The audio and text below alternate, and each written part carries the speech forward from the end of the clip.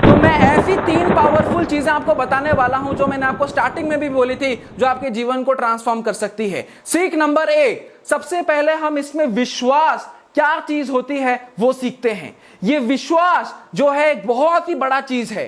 प्रहलाद महाराज ने इतना ज्यादा विश्वास किया था अपने भगवान के ऊपर कि आपको मैं बता दूं, ये सुनकर हैरानी होगी कि उन्होंने कभी प्रार्थना नहीं की थी कि हे भगवान मुझे आकर बचाओ। इतना ज्यादा विश्वास था, इतना ज्यादा कॉन्फिडेंस था उन्हें अपने लीडर के ऊपर कि वो जानते थे कि उनके लीडर खुद ब खुद आएंगे और उनको बचाएंगे।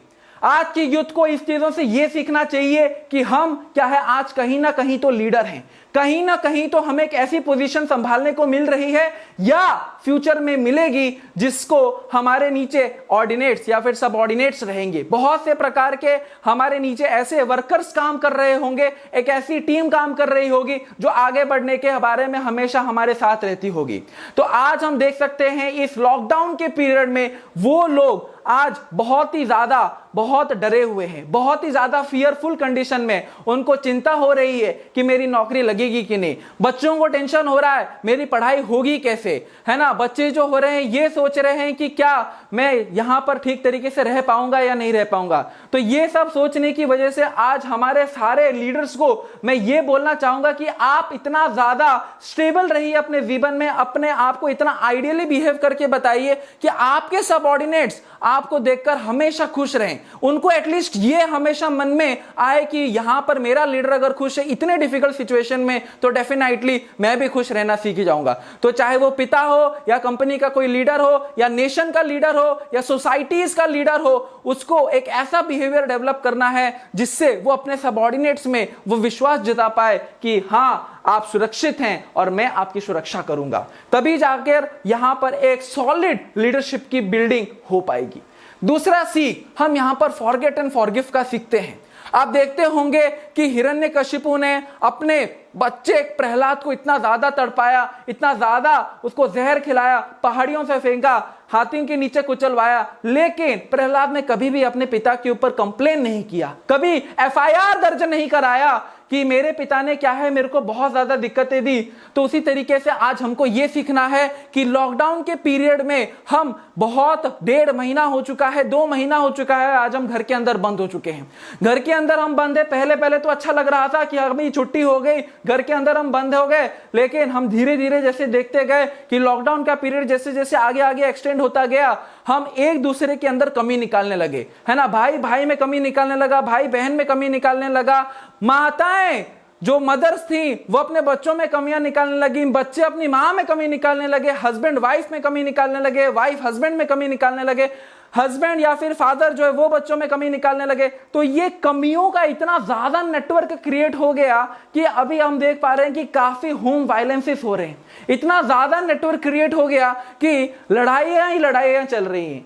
तो इससे हमको यह सीखने को मिलता है कि जरूरी नहीं है कि हम दूसरों के अंदर कमियां देखें। देखिए भगवान ने हमको एक इस तरीके से बनाया है कि कोई व्यक्ति परफेक्ट नहीं है, सिर्फ 100% परफेक्ट स्वयं भगवान है। तो क्या दूसरों के अंदर अगर गलती रहेगी, मेरा यह कर्तव्य नहीं बनता कि उनकी उस गलतियों को मैं छुपाकर उसकी पॉजिटिव रियलिटी को देखूं? क्या उसका एक sunny side of the life नहीं है? क्यों मैं उसके अंदर वो बार बार डार्कनेस देख पा रहा हूं? क्या मेरी आंखें ट्रेंड नहीं है? तो फिर तो मैं एक अंधा व्यक्ति हूं, क्योंकि एक अंधा व्यक्ति को भी दिखता नहीं है और इन आंखों को उसकी अच्छी क्वालिटीज दिखती नहीं है, तो मैं अंधा व्यक्ति ही होना तो बेटर होता।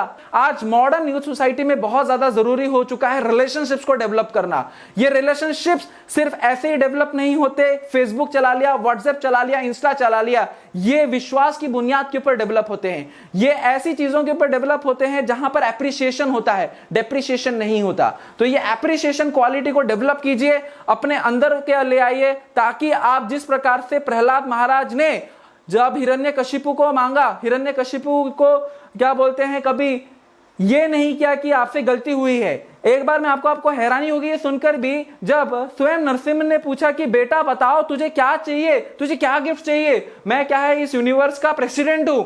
तो उसके बाद प्रहलाद ने बोला कि सर मुझे कुछ नहीं चाहिए, मुझे सिर्फ एक ही चीज चाहिए कि मेरे पिताजी को क्या है आप लिबरेट दे दो। तो फिर वो बोलते हैं कि बेटा मैंने तेरे पिता को तो इतना ज्यादा लिबरेशन दे दिया कि उसको नहीं, उसकी 21 पीढ़ियों को मैंने लिबरेशन दे दिया, क्योंकि तू एक शुद्ध भक्त बना। तो ये सुनने के बाद आप समझ सकते हैं कि एप्रिसिएशन करना कितना ज्यादा जरूरी है। ये एप्रिसिएशन ना तो सिर्फ सामने वाले का बेनिफिट कराएगा बट स्वयं आपका भी बेनिफिट कराएगा। तीसरा बहुत ही इंपॉर्टेंट चीज हम सुन सकते हैं, सीख सकते हैं कि इम्यूनिटी कैसे बढ़ाया जाए। आप देख पा रहे होंगे कि प्रहलाद महाराज जो थे वो एक आसुरिक परिवार में जन्म लिए थे, बहुत सारे असुर थे और फिर वो इतने ज्यादा असुरों के बीच में घेरे थे। आप जानते हैं असुर लोग क्या करते हैं, शराब पीते हैं, गालियां देते हैं और क्या है आप जानते हैं बहुत सारे मैं तोता तू मैना तू तोता तू मैना करते रहते हैं। और इस तरीके से प्रहलाद महाराज जो थे उनके बीच में रहते हुए भी उनसे कभी इफेक्ट नहीं हुए, इन्फ्लुएंस नहीं हुए, लेकिन अपने हमेशा अपने मन के अंदर भगवान का गुणगान करते रहे। तो इस प्रकार से हम क्या सीख सकते हैं, देखिए एक बहुत इंपॉर्टेंट चीज मैं आप लोगों को बता रहा हूं जिसको आज हर यूथ को सुनने की बहुत ज्यादा जरूरत है, आज हर पेरेंट को ये सुनने की बहुत ज्यादा जरूरत है। आज हम एक ऐसे सिचुएशन में फंस चुके हैं जहां पर हम बाहर कोरोना से तो बचने का प्रयास करो, इसलिए हमने अपने आप को 4 दीवारों के अंदर बंद कर दिया है। तो इसी वजह से आप देख सकते हैं कि बच्चों की पढ़ाइयां रुक गई हैं, कई सारे कंपनी वर्कर्स उन लोगों की सैलरी बंद हो चुकी है। ये हटाने के लिए आज वो क्या ले रहे हैं, किसका सहारा ले रहे हैं, ऑनलाइन का सहारा ले रहे हैं। और ऑनलाइन के सहारे वो क्या कर रहे हैं, काफी कोर्सेज को करने का हेल्प कर रहे हैं, काफी प्रयास कर रहे हैं कि कैसे मैं नई नई चीजें सीख सकूं इस ऑनलाइन से। अपने इंटरनेट के थ्रू अपने बॉस से बात करने का प्रयास कर सकते हैं, स्टूडेंट अपने टीचर से बात करने का प्रयास कर रहे हैं। लेकिन मैं आपको बता दूं आज उस टाइम पर पहले एक हिरण्यकशिपु था, एक ऐसा परिवार था जो शराब पीता था, गाली देता था, लेकिन आज जब हम इंटरनेट को ऊपर ओके दबाते हैं तो आपके स्क्रीन के सामने इतने सारे हिरण्यकशिपु दिखते हैं कि वो आपको इन्फ्लुएंस करते हैं, आपके बच्चे को इन्फ्लुएंस कर सकते हैं और क्या है हमारी मेंटली उससे अप्रशुद्ध हो जाती है। आज हम देख पाते हैं कि उतने सारे थंबनेल्स होते हैं, किसी में शराब दिखाया जाता है, किसी में लड़कियां दिखाई जाती हैं, किसी में ड्रग्स दिखाए जाते हैं, किसी में फ्रस्ट्रेशन होने पर सुसाइड किया जाता है वो दिखाता है। इतना ज्यादा इंफॉर्मेशन ब्लास्टिंग का एज आ चुका है जहां पर एक बच्चा अपने आप को इनसिक्योर फील करता है, देखता है कि अरे ऑनलाइन में इतने सारे हिरण्यकशिपु, उसको कैसे बचाया जाए। तो हमको भी प्रहलाद महाराज से सीखना चाहिए, ये देखते हुए कि हम अपने आप को बचा सकते हैं सिर्फ एक तरीके से, वो है भगवान के नाम लेकर। ये भगवान के नाम इतना ज्यादा पावरफुल होते हैं कि आपको इजीली प्रोटेक्शन दे सकते हैं, जो कि प्रहलाद महाराज को मिला था। फिर आप बोल रहे होंगे कि सर ये तो बहुत पुरानी चीज हो गई, प्राचीन चीज हो गई, सर हमको कैसे पता चला कि ये भगवान का नाम कुछ हमको हेल्प कर पाएगा। देखो जी बच्चों, मैं आपको कोई एक ऐसी चीज नहीं बता रहा हूं जिससे क्या बोलते हैं आपको लगे कि बहुत ही पुरानी चीज है। नो, क्या आप लोगों ने कभी ओपेरा का नाम सुना है? क्या आप लोगों ने वहां के सिंगरों के बारे में सुना है?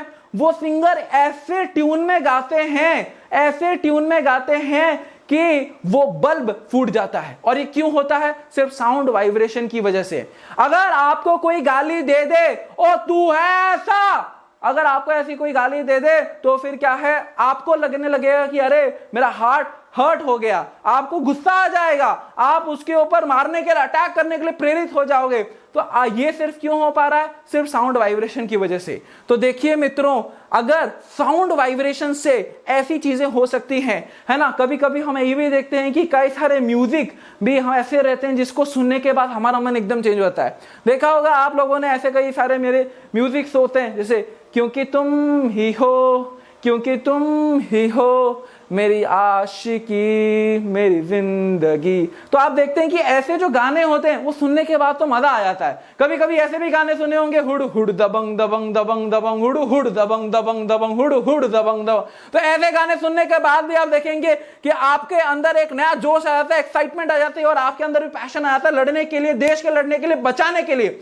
तो फिर मेरा एक सिंपल सा क्वेश्चन है, जरा विचार कीजिए कि अगर इसी साउंड वाइब्रेशन से इतने सारे इमोशनल चेंजेस को लाया जा सकता है, तो भगवान के नाम लेकर क्यों हमारे इमोशंस में बदलाव नहीं आ सकता? ये एक बहुत ही बड़ा सा क्वेश्चन है, आप लोगों को मैं दे रहा हूं इसके ऊपर एक्सपेरिमेंट करने के लिए। आप इसके ऊपर एक्सपेरिमेंट कीजिए, देखिए कि क्या आपके जीवन में चेंजेस आ रहे हैं नहीं आ रहे। At the last but not the least, मैं आप लोगों को एक स्टोरी देकर ये एंड करना चाहूंगा आज की इस वीडियो को, कि ये जो प्रॉब्लम्स आजकल हो रही हैं, ये प्रॉब्लम्स ऐसा नहीं कि प्रॉब्लम्स होनी थी हो गई, नहीं, ये प्रॉब्लम्स एक बहुत ही स्पेशल मूड से बनाई गई हैं। आपको इसके प्रॉपर पर्सपेक्टिव को समझना पड़ेगा।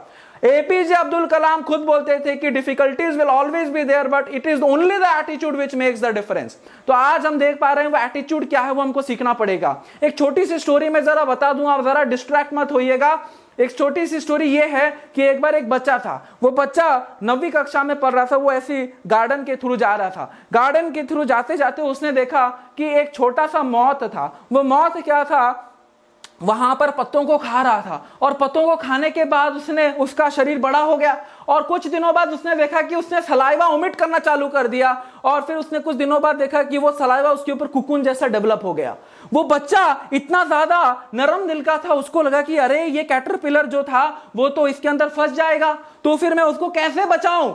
ये मन में दया भावना आते हुए वो क्या करता है, वो मौत को पकड़ लेता है, और जैसे ही मौत को पकड़ लेता है तो फिर वो उसको फाड़ देता है, और फाड़ने के बाद उसको लगता है कि डेफिनेटली इसके अंदर से क्या है, आराम से वो कैटरपिलर निकल जाएगा। लेकिन जब वो फाड़ता है तो ये देखता है कि उसके अंदर से वो कैटरपिलर बटरफ्लाई में कन्वर्ट हो चुका होता है, लेकिन वो बटरफ्लाई क्या होता है, मर चुका होता है। ऐसा देखने को मिला उस बच्चे को। उसके बाद इसका क्या तर्क हम निकाल सकते हैं पता है? ये तर्क निकाल सकते हैं कि भगवान का तरीका अलग होता है आपको चीजों को समझाने का, है ना। वो कैटरपिलर को इसलिए कुकुन में बांधा जाता है क्योंकि वो जब कुकुन में बंधता है, वो कुकुन से बाहर निकलने के लिए प्रयास करता है, और इतना ज्यादा प्रयास करता है, वो अपनी सारी शक्तियां बाहों में लगा देता है। वो बाहें डेवलप हो जाती है विंग्स में, और वो विंग्स के अंदर इतनी ज्यादा पावर आ जाती है कि वो एक दिन वो कुकुन फट जाता है, और फटने के बाद वो बटरफ्लाई एकदम आसमान में उड़ने लगता है।